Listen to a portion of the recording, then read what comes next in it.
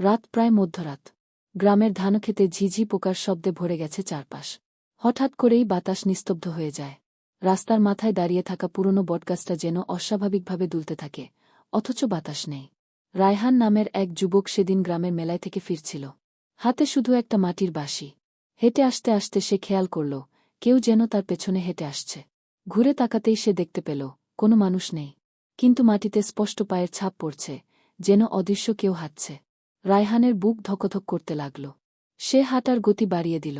তখনই হঠাৎ পিছন থেকে একটা ভারী গলায় ডাকে উঠল, রায়হান, আমার বাঁশি বাজা শোনাও।